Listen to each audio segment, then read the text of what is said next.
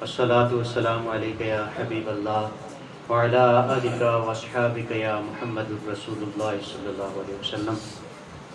نحمدك يا من ترنمت بثنائه ورق اللسان وتغنت بتحليله عنادل الكيان. والصلاة والسلام على حبيب الرحمن. أما بعد فأعوذ بالله من الشيطان الرجيم. بسم الله الرحمن الرحيم. انما يخشى الله من عباده العلماء. صدق الله العظيم. ان الله وملائكته يصلون على النبي يا ايها الذين آمنوا صلوا عليه وسلموا تسليما. اللهم صل على سيدنا ومولانا محمد وبارك وسلم. میرے نہایت واجب الاحترام بزرگوں، دوستوں، بچوں، طلباء جامعہ عربیہ نور القرآن، چند باتیں مختصر سی پیش کرنی ہیں. علم ایک ایسی چیز ہے، علم ایسا ایک ملکہ ہے، علم ایک ایسا نور ہے کہ جب بندہ زمین پر بیٹھ کر پڑھتا ہے، پڑھنے کے بعد جب اسے عشق مصطفیٰ کی نگاہوں سے دیکھتا ہے، جب اسے محبت رسول کی نگاہوں سے دیکھتا ہے، تو پھر اسے قرآن کے ہر حرف سے لے کر، زبر زیر سے لے کر، شد مد سے لے کر پورا کا پورا قرآن مصطفیٰ کی شان نظر آتا ہے. حضرت مولانا دیدار علی رحمۃ اللہ علیہ ارشاد فرماتے ہیں، آپ فرماتے ہیں لوگوں، اگر قرآن کو محبت کی نگاہ سے دیکھا جائے تو سارا کا سارا قرآن مصطفیٰ کی ثناخوانی نظر آتا ہے. سارا قرآن تیرا رنگ و بیان لگتا ہے، سارا قرآن تیرا رنگ و بیان لگتا ہے. اس کا میں قاری ہوں، یہ تیری زبان لگتا ہے. جب بھی سوئے افلاک پہ نظر اٹھتی ہے ناصر، یہ چاند مجھ کو تیری ایڑی کا نشان لگتا ہے. اور دوسرا شاعر کہتا ہے کہ زبراں زیراں شداں مداں سب شان تیری وچ آیاں، عامہ لوگاں خبر نہ کائی تے خاصا رمضاں پائیاں. یہ جو خاص الخاص ہوتے ہیں نا، یہی قرآن کی معرفت اپنے سینوں میں سما لیتے ہیں. جس موضوع پر مجھے گفتگو کرنے کا کہا گیا، میں کوشش کرتا ہوں کہ اسی موضوع پر ہی کلام کروں، ارد گرد نہ جاؤں. یہ جو قرآن ہے نا، قرآن جس کو ہم بڑی شوق سے پڑھتے ہیں، اور اگر کوئی فوت ہو جائے تو اس کی میت پر پڑھتے ہیں، پھر اس کے بعد جناب والا جنازے کے بعد پڑھتے ہیں، قبرستان میں جا کر پڑھتے ہیں، کلخانی شریف میں پڑھتے ہیں، اصالہ ثواب کرتے ہیں. اس قرآن کو صرف ہم نہیں پڑھتے. حضرت ڈاکٹر علامہ اقبال مصور پاکستان کے بارے میں آتا ہے کہ آپ ایک مرتبہ قرآن پاک کی تلاوت فرما رہے تھے، اور تلاوت فرماتے فرماتے آپ پر کے پاس ایک انگریز آیا. اس نے آپ کے ساتھ کلام کرنا چاہا، اس نے آپ کے ساتھ گفتگو کرنا چاہی. آپ نے فرمایا بھی ٹھہر جا، میں پہلے رب کے کلام سے بات کر رہا ہوں، میں رب کے ساتھ گفتگو کر رہا ہوں، میں رب کے قرآن کو پڑھ رہا ہوں. اس نے کہا علامہ اقبال، آپ تو امریکہ یونیورسٹی سے پڑھ کے آئے ہیں، آپ کو قرآن کی کیا ضرورت ہے؟ اور یہ قرآن صرف یہاں سامنے رکھنے کے لیے تو نہیں ہے، اس کو تو بلند مقام پر رکھنے کی ضرورت ہے. آپ نے فرمایا جس دن سے مسلمانوں نے اس قرآن کو بلند مقام پر تو رکھ دیا، لیکن سینے کے اندر نہ رکھا، یہ پستی کی طرف چلے گئے. یاد رکھ لو، قرآن صرف دیکھنے کا نام نہیں، قرآن صرف قسم اٹھانے کا نام نہیں، قرآن صرف میت پر پڑھنے کا نام نہیں، قرآن صرف جناب والا کلخانی پہ پڑھنے کا نام نہیں. ٹھیک ہے پڑھنے سے ثواب ملتا ہے، لیکن قرآن جو ہے زندگی میں اس پر عمل کرنے کا نام. یہ فیضان نظر تھا یا کہ مکتب کی کرامت تھی. ابھی ہر بندہ قربانی کرے گا، جس کے پاس کچھ رقم ہوگی وہ قربانی کرے گا. لیکن یہ بات یاد رکھ لیں، قربانی ہمیں ایک سبق دیتی ہے، قربانی ہمیں سبق دیتی ہے۔ مولانا غلام رسول سیدی صاحب لکھتے ہیں، آپ فرماتے ہیں جب بندہ قربانی کرتا ہے اور جانور کو زمین پر لٹاتا ہے، زمین پر لٹانے کے بعد چھری تیز کرتا ہے، چھری تیز کرنے کے بعد اسی گردن پر جب پھیرتا ہے، علامہ صاحب فرماتے لوگوں یہ اس کی طرف اشارہ کر رہا ہے کہ جس طرح تم نے جانور کو زمین پر لٹایا ہے، اپنی پیشانی کو رب کی بارگاہ میں جھکا لے، اپنی پیشانی کو رب کی بارگاہ میں جھکا لے، اور جس طرح تم نے چھری کو تیز کر لیا اس طرح رب کی محبت کو اپنے دل میں تیز کر۔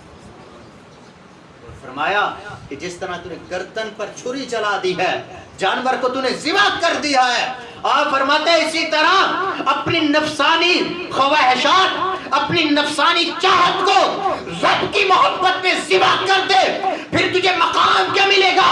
امام الانبیاء فرماتے ہیں جب بندہ گردن پر چھری رکھتا ہے، چھری پھیرتا ہے، خون کا قطرہ زمین پر بعد میں گرتا ہے، رب کی بارگاہ میں پہلے پہنچ جاتا ہے۔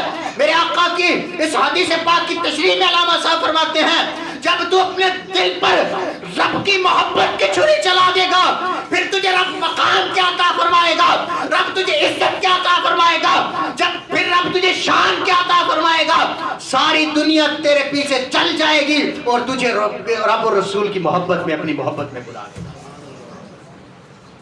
یہ رب کی محبت ہوتی ہے، اور یہ قربانی ہمیں درس دیتی ہے لوگوں اپنے آپ کو مٹا لو، اپنے آپ کو ختم کر لو، اپنے آپ کا نام مٹا دے اپنی ہستی کو، اگر کچھ مرتبہ چاہے مٹا دے اپنی ہستی کو، اگر کچھ مرتبہ چاہے کہ دانہ خاک میں مل کر گلے گلزار بنا۔ انسان ہم نے اپنے آپ کو بنا، جناب والا آج کا اگر کہہ دیں کہ ہم یہ سوچتے ہیں، حضرت مولا کائنات علی المرتضیٰ شیر خدا فرماتے ہیں وہ لوگوں انسان تجھے کس چیز پر فخر ہے، تجھے اکڑ کس بات پہ ہے؟ حضرت مولا کائنات فرماتے ہیں انسان تجھے فخر کس چیز کا ہے، تجھے اکڑ کس بات کی ہے؟ ایک گندے پانی سے تو پیدا ہوا ہے۔ آج ہماری اوقات کیا ہے، آج ہماری اکڑ کیا ہے، ہمیں کس چیز نے ورغلا کے رکھ دیا ہے؟ اللہ فرماتا ہے یا ایھا الانسان ما غرک بربک الکریم، اے انسان تجھے کیا ہو چکا ہے، تو کیوں اپنے رب سے دور ہو چکا ہے؟ آ جاتے ہیں رب تو بڑا کریم ہے۔ آقا علیہ الصلوۃ والسلام فرماتے ہیں کہ کل قیامت کا دن ہوگا۔ آخری بات کر کے اپنی گفتگو ختم کرتا ہوں۔ آج ہم نا مدرسے کے بچوں کو بڑی حقارت کے نظر سے دیکھتے ہیں، بڑی کم نظر سے دیکھتے ہیں، اور ہم یہ سمجھتے ہیں یہ مولویوں کو ہم انسان ہی نہیں سمجھتے، سیدھی بات، ہم مولویوں کو قریب ہی نہیں ہونا چاہتے۔ دین اسلام کے اصل میں ہم مولویوں کے نہیں، ہم دین اسلام کے قریب نہیں۔ حافظ قرآن، عالم دین، اور جو اللہ اور اس کے رسول کی محبت میں اپنی زندگی گزارتا ہے، اسے کل رب قیامت کے دن انعام کیا عطا فرمائے گا۔ توجہ سے سماعت کریے گا۔ آقا علیہ الصلوۃ والسلام فرماتے ہیں کل قیامت کا دن ہوگا۔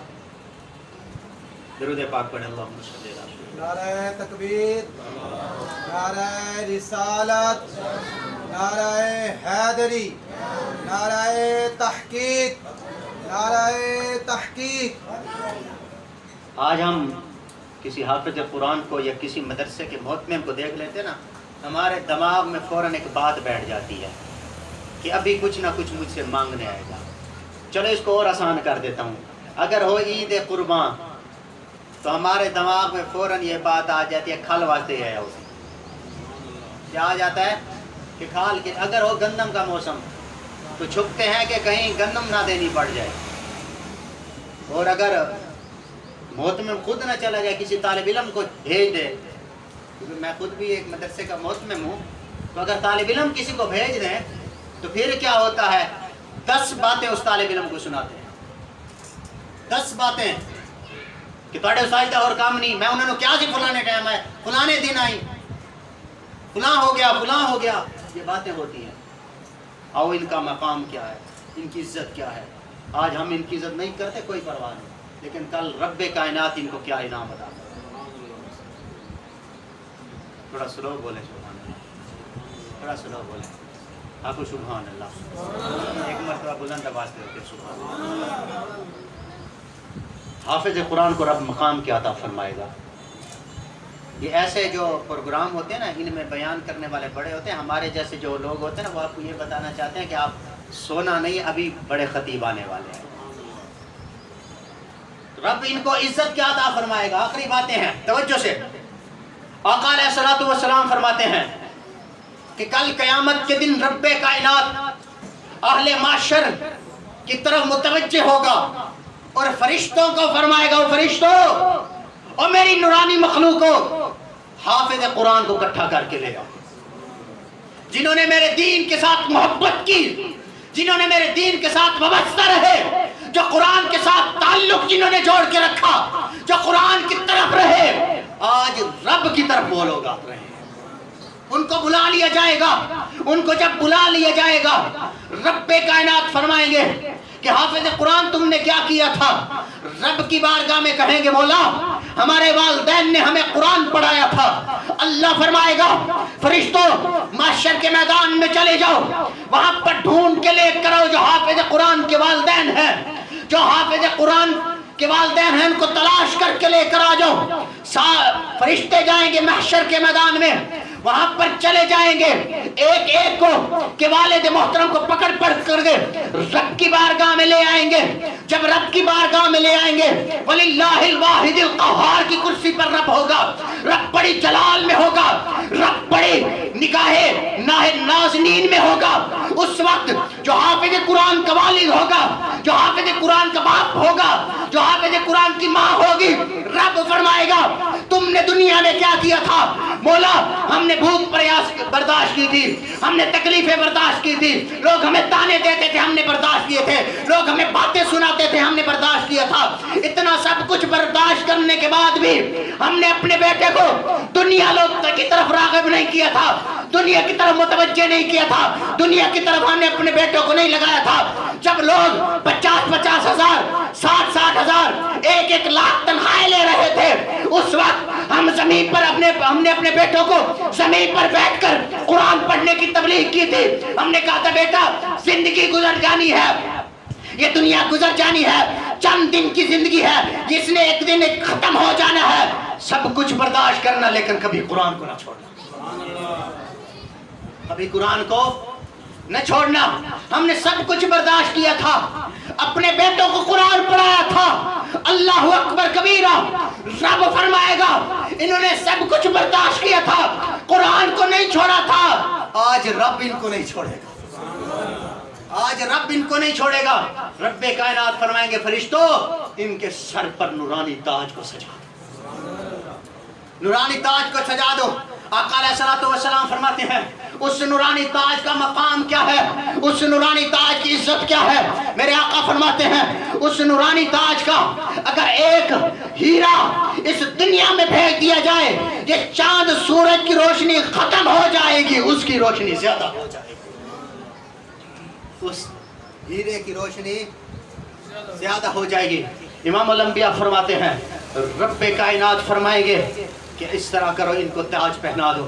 ताज पहना दिया जाएगा। लोग उस वक्त और नफ्सी नफ्सी कर रहे होंगे। रब्बे कायनात हाफिज कुरान के वालिद को इज्जतों से नवाज रहा होगा, उसकी माँ को इज्जतों से नवाज रहा होगा। यह तो था उसके वालिद का मकाम, उसकी वालिदा का मकाम। आओ देखते हैं रब्बे कायनात हाफिज कुरान को क्या फरमाएगा। आओ तवज्जो से बात सुने, आखिरी जुमले हैं। रब फरमाएगा, हाफिज कुरान तू क्या करता था। अल्लाह, मैं उस्तादों की मारें खाता था, मैं कुरान पढ़ता था।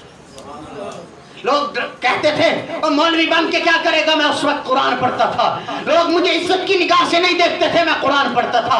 लोग मुझे हिकारत की निगाह से देखते थे, मैं कुरान पढ़ता था। जमीन पर बैठकर मट्टी देख के कपड़े हो जाया करते थे, मैं कुरान पढ़ता था। चटाइयों पर बैठकर मैं कुरान पढ़ता था। लोग ऐसी रूम में बैठकर, दफ्तरों में बैठकर काम किया करते थे, मैं सादे पंखे पर बैठकर कुरान पढ़ता था। बोला लोग ऐश परस्ती में वक्त گزارا کرتے تھے، میں تکلیف میں رہ کر قرآن پڑھا کرتا تھا۔ اللہ فرمائے گا تو نے سب کچھ برداشت کیا ہے، تو نے تکلیفیں برداشت کی ہے میرے قرآن کے لیے، تو نے ماریں برداشت کی ہے میرے قرآن کے لیے، تو نے جناب والا اپنے آپ کو زمین پر بٹھایا میرے قرآن کے لیے۔ جب لوگ اعلیٰ مقام دفتروں پر بیٹھا کرتے تھے تو زمین پر بیٹھ کر میرا قرآن پڑھتا تھا۔ آج ساری دنیا، سارے ولی، سارے نیک، سارے لوگ جنت کی طرف جائیں گے۔ رب کعبہ کی قسم، امام الانبیاء فرماتے ہیں جس وقت ہر بندہ جنت کی طرف جا رہا ہوگا، ہر بندہ جنت کی طرف قدم بڑھا رہا ہوگا، اس وقت رب کائنات قرآن پڑھنے والے سے کہے گا تو جنت کی طرف نہیں جائے گا بلکہ جنت تیرے قدموں میں بنا دے دوں گا، جنت میں تیرے قدموں میں بھیج دوں گا۔ علماء فرماتے ہیں، محدثین و مفسرین فرماتے ہیں صرف یہ رب کائنات حافظ قرآن کو مقام عطا فرمائے گا، ساری دنیا جنت کی طرف جائے گی، جنت خود حافظ قرآن کے قدموں میں آ جائے گی، جنت خود حافظ قرآن کے قدموں میں آ جائے گی۔ یہ ہے علماء کی شان۔ اور قرآن کہتا ہے انما یخش اللہ من عبادہ العلماء۔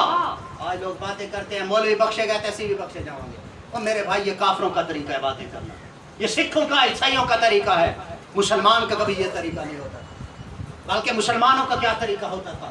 اور صحابہ کرام کی آخری حدیث پاک بات ختم کرنے جا رہا ہوں، جب قرآن پڑھتے تھے علماء پہلے جو مقدمین تھے وہ کس طرح عزت عطا فرمایا کرتے تھے۔ فقہ کی تمام کتب کو پڑھ کر دیکھ لو، ہدایت سے لے کر جناب والا نور الازاد تک، اور قانون شریعت سے لے کر کنز الدقائق تک ساری کتابیں پڑھ کے دیکھ لو۔ جب امامت کا کوئی حقدار بنتا ہے تو وہ کون بنتا ہے؟ جو سب سے پہلے عالم دین ہو یا صحیح قرآن پڑھنے والا ہو۔ اس کا مطلب کیا ہے؟ ساری دنیا پیچھے ہوتے ہیں، قرآن والے آگے۔ یہ دنیا میں بھی یہی ہے، قیامت کے دن بھی رب اسی طرح محفل کو سجائے گا۔ اللہ تعالیٰ ہم سب کو قرآن پڑھنے والوں سے محبت عطا فرمائے۔ اللہ تعالیٰ ہم سب کو قرآن پاک کے ساتھ نسبت رکھنے کی توفیق عطا فرمائے۔ اس ادارے کو مولا قیامت تک شاد و آباد فرمائے۔ جس طرح یہ نور القرآن ہے اور قرآن کا نور بانٹ رہا ہے، اللہ تعالیٰ ہمارے دلوں کو بھی اسی طرح نور بنا دے۔ اسی طرح جو یہاں سے طلباء فارغ التحصیل ہوں یا جو پیپر دیں، اللہ رب العالمین ان کو قرآن کی محبت والا علم عطا، مصطفیٰ کی محبت والا علم عطا فرمائے، حدیث مصطفیٰ کی محبت والا علم عطا فرمائے۔ وآخر دعوانا